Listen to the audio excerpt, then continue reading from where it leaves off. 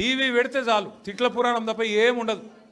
మీరు గట్టిగా అడిగినారు అనుకో, ఏమాయిరా భయ్ 2500 ఏడు ఉన్నాయని చెప్పి మీరు అడిగినాక ఆడపిల్లలు పోయి మీ గుడ్లు వీకి గోటీలు ఆడుతా అంటాడు. వీడెక్కడ ముఖ్యమంత్రి?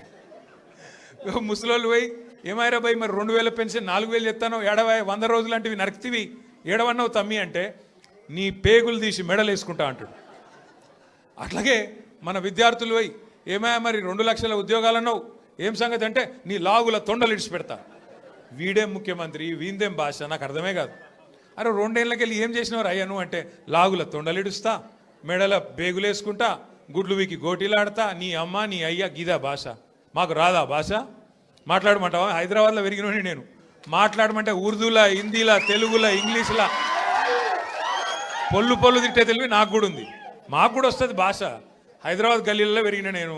నువ్వేడో ఊరికెళ్ళి వచ్చినావు, సరే రా పర్వాలేదు, నీ అదృష్టం బాగుంది, ముఖ్యమంత్రి అయినావు, చేయి. రోజు ఏడుచుడు ఎందుకు?